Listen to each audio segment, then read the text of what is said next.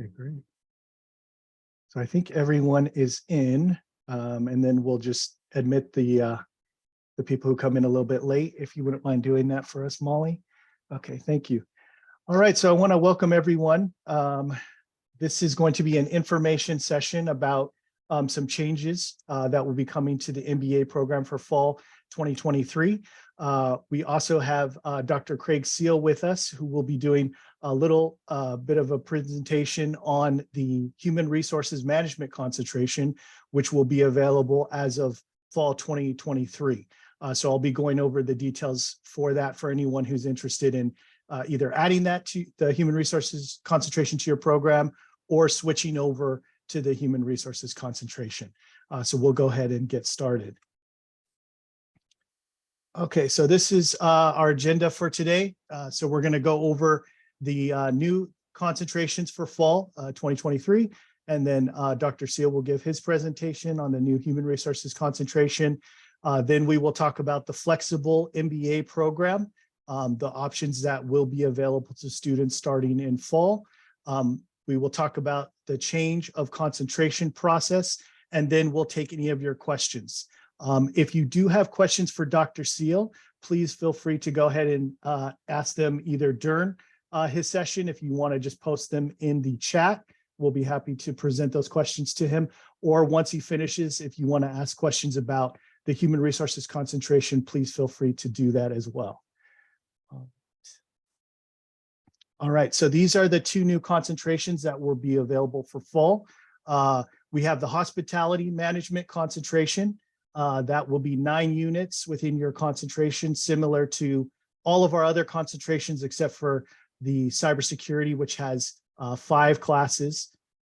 There'll be 3 focus area course options for a total of 6 units, and then you'll also have the elective course option. The other concentration that will be available as of fall 2023 is a Human Resources Management concentration. That will also have 9 units within the concentration.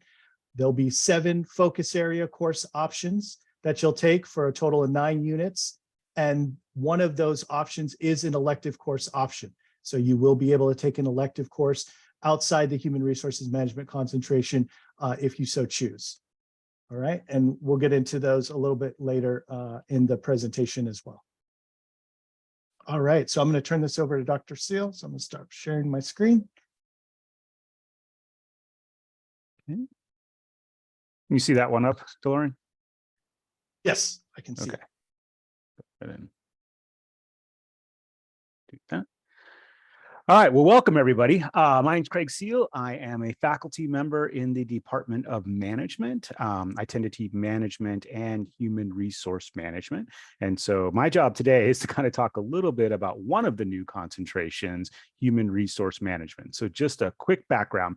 One, we've actually had a lot of demand from students over time, and also fed to us through the staff and faculty of the MBA program, a lot of interest in, hey, you know, you have this concentration at the undergrad level, is there an opportunity? So we've been hearing that over and over again, which is one of the reasons we sort of move forward with creating the contributions or the concentration. Part of the issue is, as you may or may not be aware, so management is one of the departments within the college, and within management, there is the management side and there is the HR side. And because of a lot of interest, some changes in the world of work, and because of our area and region, a lot of interest in HR in general. And so part of our strategic focus for our department is actually bolstering our undergraduate, aligning ourselves closely with the Society for Human Resource Management, as well as the Inland Empire SHRM group, this new MBA HR concentration. And then next steps for us is actually looking at a potential HR standalone degree.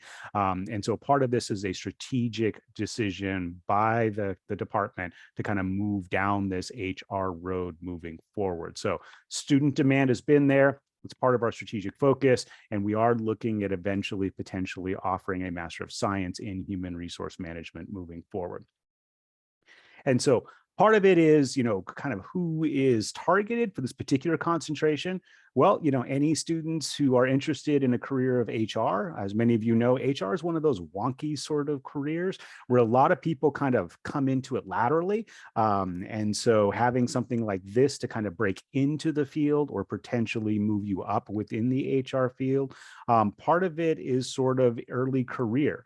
And so for those of you who are early career professionals, this could also provide a possibility for transitioning in. Or if you're in one area in terms of your business and career and you want to pivot and you're like, hey, there's that HR department. I've always been interested in what they do. I want to be able to kind of make a switch into that. So we're hoping the concentration will provide multiple opportunities and exposure to the field of HR that can hopefully help you as you progress or potentially pivot in your particular career going forward.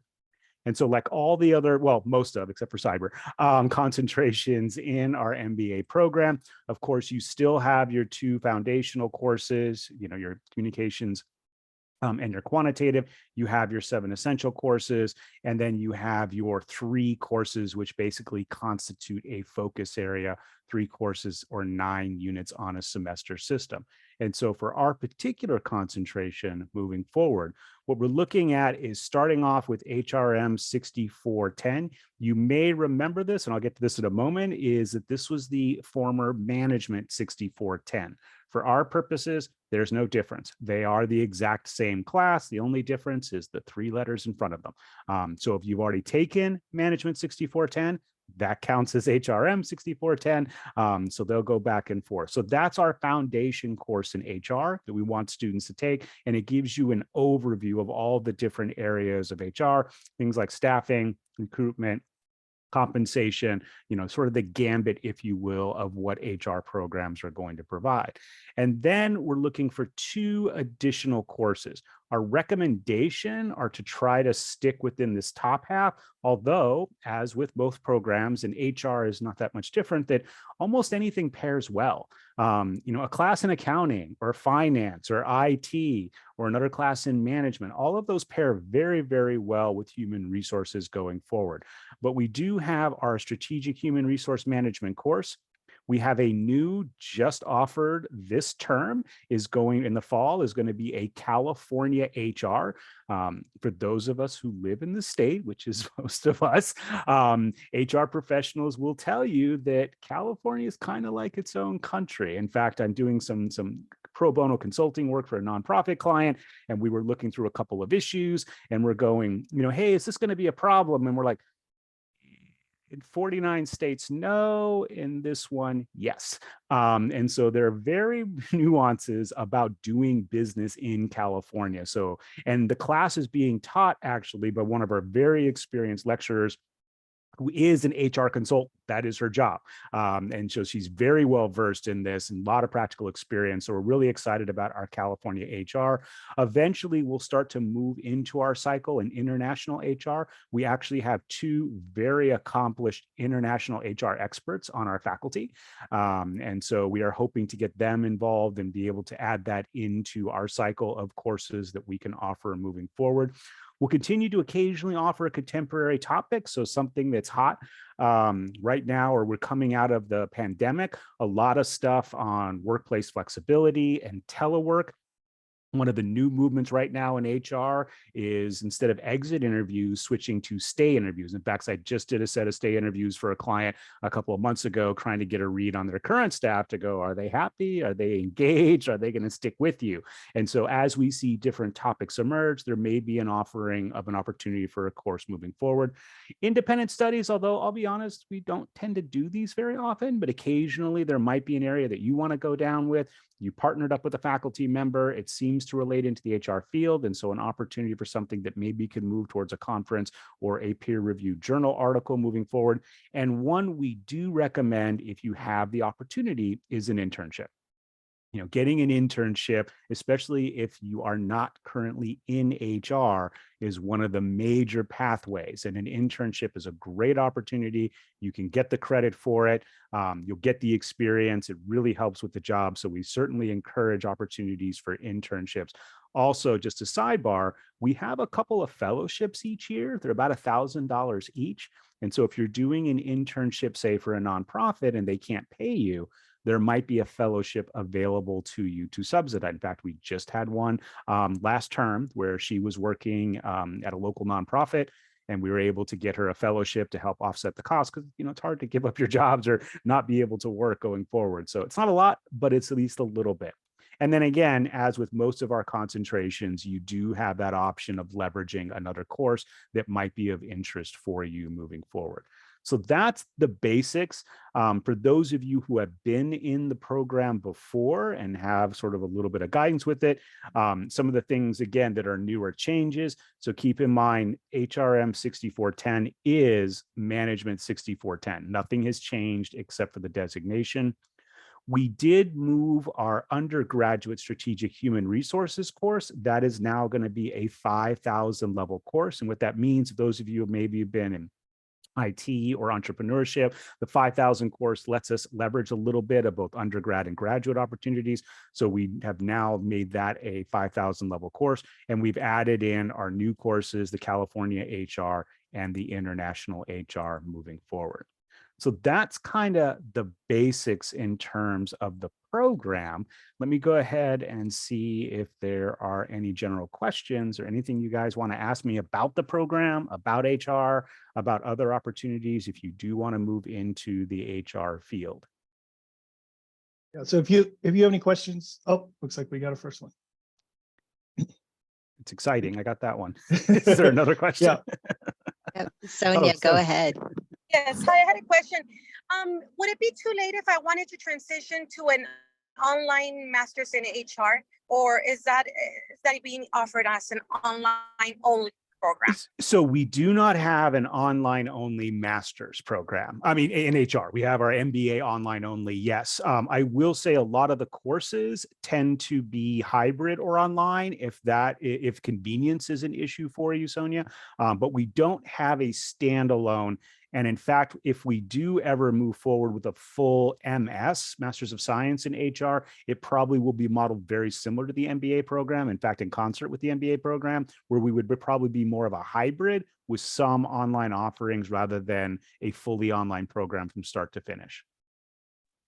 Sorry, yes, that's what I meant. My MBA with an HR concentration, fully online. It is possible. Is it still possible to do the switch from going from a traditional to online only? Again, it depends on the course offering. So it's not a system where I can say, yes, you can do the whole program online. What may happen is you kind of pick and choose the courses. There may be some options for courses online, but we don't necessarily are going into it that all the courses will be offered fully online.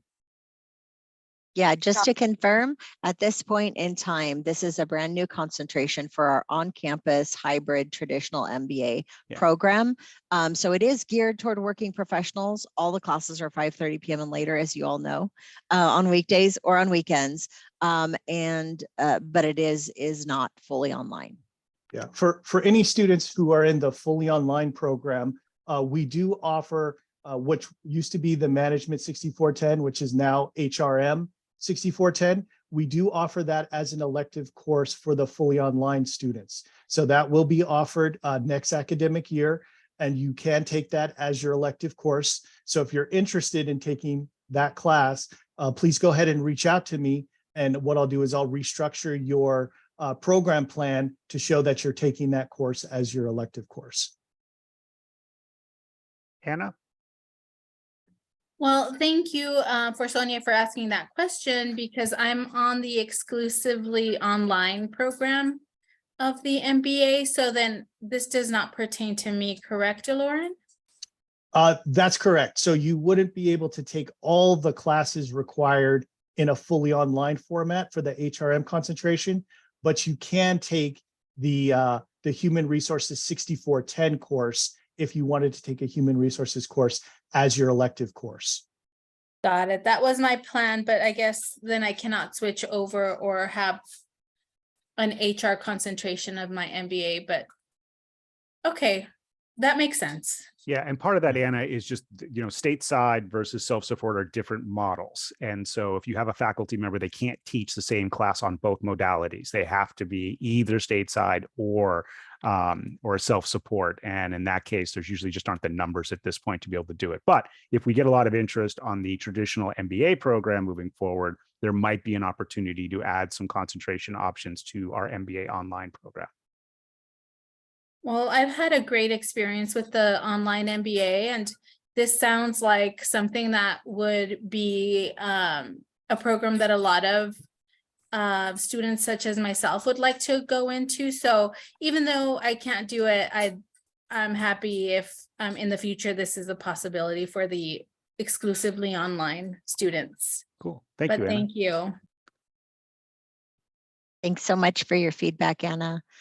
We have a question in the chat from Rebecca. Is the California HR class only offered in the fall? To be honest, we don't know yet, Rebecca. The reason being is part of it's just going to depend on enrollments moving forward. I think our intention is to alternate with strategy and California as our two bedrock courses, and probably do the California one in the fall and probably do the strategy one in the spring. And then as we pick up numbers, bring in the international, and then a little more fluidity in terms of when they're offered. But I think the plan to start is for the California to be the fall and the strategy one to be a focus in the spring. For those of you who are in the online executive MBA program, if you are wanting to switch to the traditional MBA program with a concentration in HR, that would be something to definitely talk to DeLorean about, and he can guide you through that.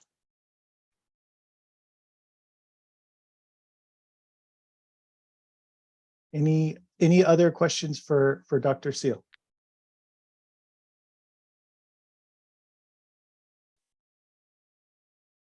All right. Well, it sounds like that was all the questions. Please feel free to reach out to me. Oh, we got another question. Okay. Waldo? Yeah, sorry to butt in last second. I actually had a question about the international HR course. For that one, yeah, I had my audio muted for a second there, so I didn't really hear much on it. How does that one actually get a more like international perspective compared to the general HR course or compared to the California course? I mean, I've worked with different teams as well, so it's something I'm really interested in.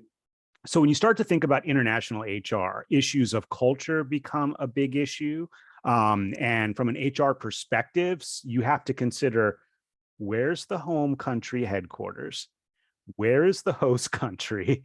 And what is the relationship of the employee to those two? So much like the California one, it raises a level of complexity in terms of how are you going to manage HR depending on what the laws are going to be in a given state or a given country. Because what you can do in Germany is not the same as what you can do in South Africa, which is not the same as what you can do in California, and certainly not the same that you can do in Texas. So the intent would be focusing a bit more on culture, a bit more on expats, a bit more on multinational companies, and then getting into a little bit of some of the legality, not all of it, because there's a lot of countries, but trying to get into some of the differences about HR practices in different countries and what are the obligations. Oh, yeah, that definitely does answer it. I was wondering more if it was going to be about the actual legality of it or more of the culture, because I mean, of course, it's ever changing, so it makes a lot of sense that it's leaning towards both are critically important. In fact, one of the things they find, with international assignments, culture is the one that people being open to cultures, that actually is better than things like language, because if you're open to the culture, you're able to kind of learn and ride with the rest of it. I definitely do agree with that. Thank you. You're welcome. I'm going to throw my email in the chat just in case something does come up that you are interested. You are always welcome to reach out to me. I don't answer it, but I can probably point you in the right direction or try to. Again, this is a process for us. We're bringing this to you guys this fall. We're hoping it does really well. And the better it does, then the more classes we can offer and the more sections and different venues we can provide. Also, quick plug, DeLorean and Molly, SHRM. So, and sometimes as graduate students, you're like, yeah, that's a club for undergrads. I don't need to be part of that. Yeah, you do. And so it really highly recommended if you are interested in HR, joining SHRM. We actually had 3 teams go to compete. 2 of those teams were graduate. teams. And so the idea is to get the networking, the experience. We also have a very strong Inland Empire regional SHRM. All of this leverages, and these are the things in addition to maybe the HR concentration and internship that you want to be able to put on your resume and CV that are going to give you those jobs and opportunities. So please do not discount being engaged and involved in, and it's not just SHRM, there are other ones as well, but for HR, it's a big inroad into the field. And yes, the student options, it's like $49 to join the national, which is dirt cheap because I have to pay like $200 to access it. They just had the SHRM National Conference. Professor Flaherty and I were just there a couple of weeks ago. One of our students volunteered, so she got a full ride to go to the conference. That was in Vegas. She got to go see all the different events and activities by serving as a volunteer. So there's a lot of great options for students to get involved in SHRM. All right, great. Well, thank you so much, Dr. Seal, for taking time out of your schedule to meet with the students. Dr. Seal put his email in the chat. So if you have any questions specifically for him, please feel free to reach out to him. If you need any follow-up or whatnot, please feel free to reach out to me. I'd be happy to put you in touch with Dr. Seal as well. Great. Thank you, DeLorean. Thanks, Molly. Right. And thank you, Kirsten. And good to see you, Ernie. Thank you. Take care, you guys. Bye. Okay, so now we will go ahead and continue with our presentation. Molly, am I set up correctly? You look good? Okay, great. All right, so we will move to the next portion. So the flexible MBA program. So let me start off by saying, those of you who are happy with your current program plans, there's no pressure and there's no reason to change your current program. What we're going to discuss is an optional change to what we call the flexible MBA. This is an option that was constructed by the MBA Curriculum Committee, who controls the curriculum for the MBA program. They're made up of faculty here at JHBC. And when they come up with changes in the program, they give us the information and we share that with the students and we come up with the implementation for that. So this is the information that I'm going to be sharing with you for the rest of the presentation. If you have any questions, we'll go ahead and we'll have a section for questions at the end. That way I can get through all the information and those students who are on a time crunch will be able to get that information. And then those of you who have questions, please stay till the end. All right, so this is the flexible MBA program. So on the left, you see what your current MBA requirements are, and these are all listed on your program plan. So if you have not received a program plan from me, please go ahead and reach out to me. I'd be happy to provide you with this. This is constructed at the beginning of your program. It's given to you, and it is basically your roadmap for all the classes that are required.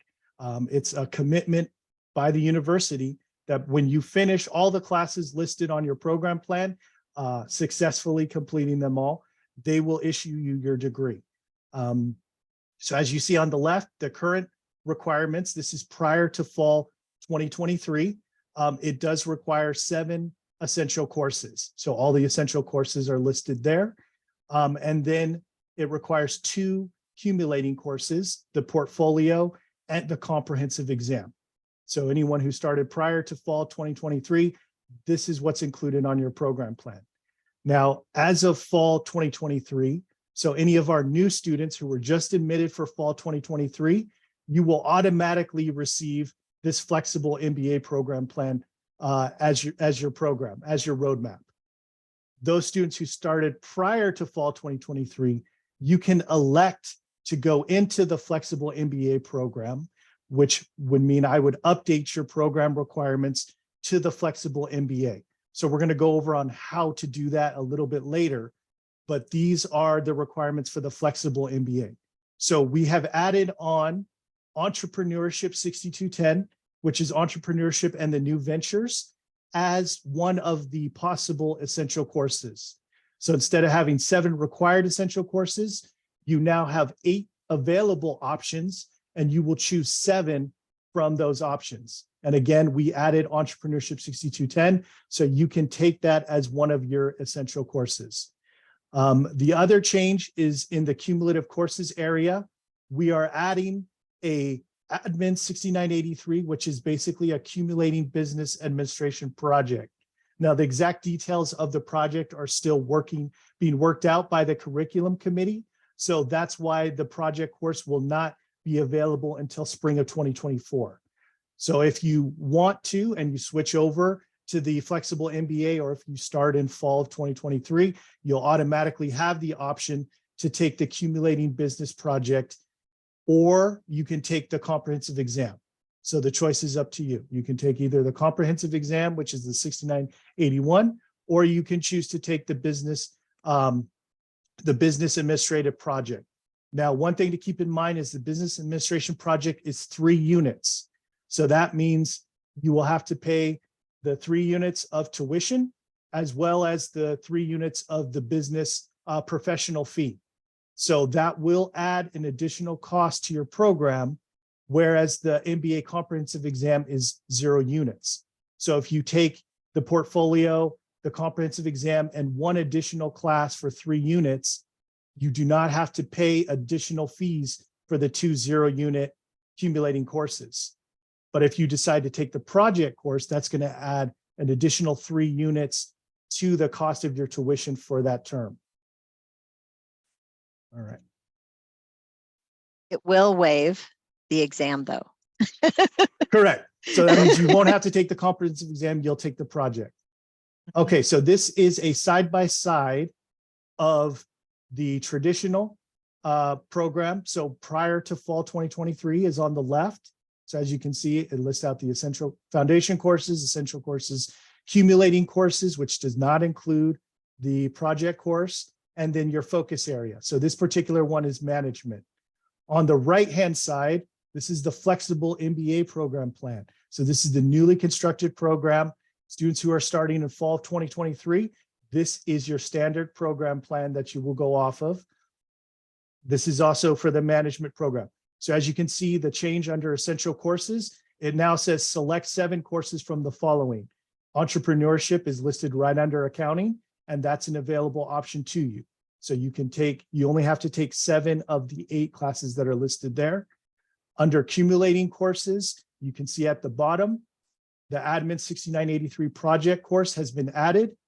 This includes 3 units, so you will be paying 3 units of tuition for that particular course, should you choose to take that instead of the comp exam. And then everything else is identical underneath. We did change the HRM 6410 because it is no longer management 6410, so you can see that change as well. All right. Okay, so if you're interested in changing, how do you make this change? So this on the left, you can see this is the change of program plan, change of concentration. So some of you are already familiar with this because you've changed your concentration. The form is exactly the same. So if you decide you want to change your concentration, this is the form you'll be using. There is an update to this form, however, and that's if you look down here at the bottom, there's this little checkbox between the student signature and the grad coordinator signature. So on the actual form you'll receive, this is a fillable PDF, and there's a checkbox there. So if you choose to change over to the flexible MBA program, meaning you started before fall 2023, you want to change to the flexible, you will fill out this form, you will check that box that lets me know you're switching over to the flexible, and you'll indicate on here which concentration you're changing to.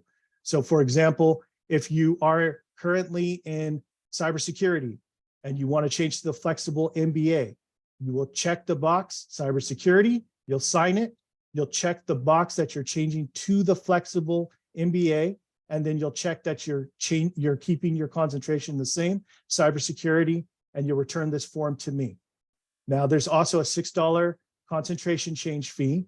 When you reach out to me, I will include instructions on how you can pay this fee through your My Coyote. So it's a $6 fee. You will then send me this form after you filled it out. You'll send me a copy of your $6 payment receipt, and I will send those over to the records office, which will officially update your program to the flexible MBA. And then at that time, I will also update your program plan and send you a copy of your new flexible MBA program plan. Now, if you've already completed all your essential courses, the only reason you really want to change is if you want to take the project course and if you're going to be here until spring 2024. Those of you who are scheduled to graduate in fall 2023, there's really no advantage to switching over to the flexible MBA. I'm happy to meet with you individually. I do have the signature in my signature of my email. All of you should have received an email from me at some point, is a link to schedule an individual advising session with me. So I'd be happy to look over your program plan and we can decide whether or not the switching over the flexible MBA program makes sense for you. But this is the form. If you are interested in changing over, like I said, please reach out to me. I'll provide you with this form and instructions on how to pay the $6 fee. I'll also look at your program plan to see if you're a good candidate to switch over to the flexible MBA program. All right, so now we'll open it up to any questions. Please go ahead and raise your hand and take yourself off mute, or you can put your questions in the chat. I have a quick question, and that is, when is this available? When does this become available to change over to the new plan? Yes, so the records office will begin accepting changes to the flexible MBA as of August 1st. So if you're interested in changing, what I'm doing now to help you plan out your fall term is you can send me the form, you can send me the receipt for the $6 payment, and I will hold that until August 1st. Then I will send that over to the records office and they'll process it for you. In the meantime, I will update your program plan so that you have a most recent version of your program plan now in case you need to make any changes to your fall enrollment.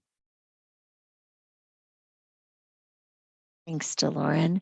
I see a hand raised. Do you have a question? Are you wanting to go off of mute and ask your question? Yeah, this might sound like a dumb question, but if you're just switching for the project, does it still make it an MBA? Like, what's the difference between a traditional and flexible? Is it just the name of the program? Yeah, so the flexible MBA is an internal term we're using to indicate that a student has the flexibility for the essential courses as well as the flexibility for the project course. So if you wanted to say, let's say you like all your essential courses, you don't want to take entrepreneurship, but you want the option to have the project course in spring of 2024, then we would move you over to the flexible MBA, and that would show that you have the option to take the project course. Now, just because you have the option to take the project course doesn't mean by the time you get to the end of your program, if you decide, I'd rather take the comp exam, you can still do that. But that flexible MBA gives you that option to take either the project course or the comp exam.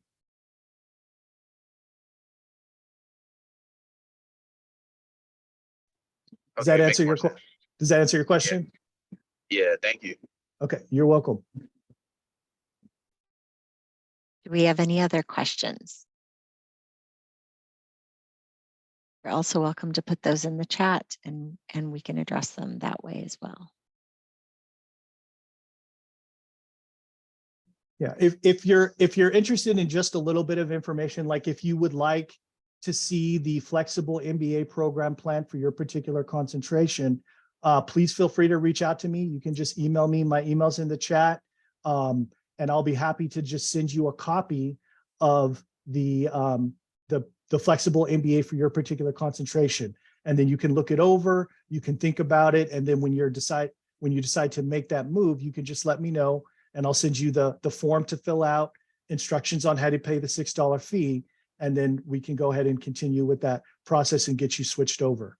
But if you just want to be a looky-loo, you just want to kind of just look it over and find out a little bit more information, but you're not ready to commit, just please feel free to reach out to me or schedule an advising session. We can take a look at both program plans and see if switching over would be a good option for you.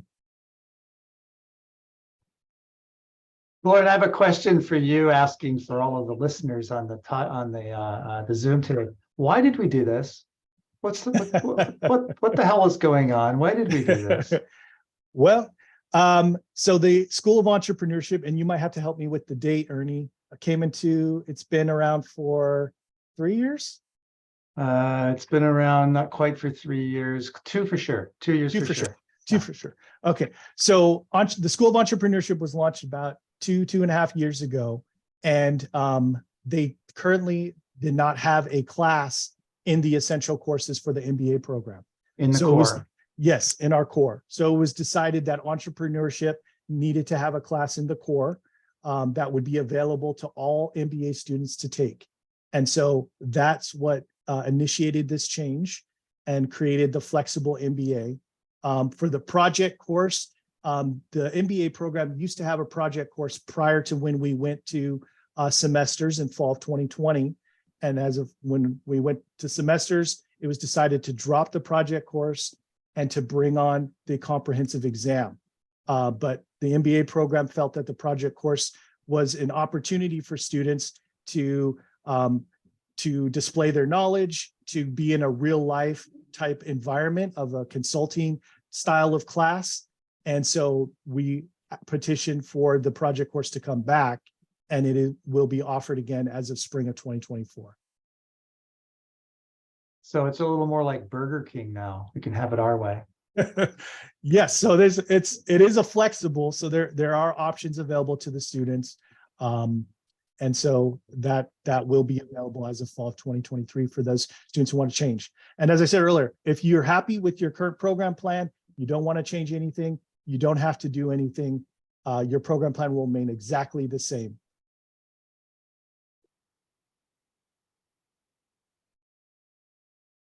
Any other questions?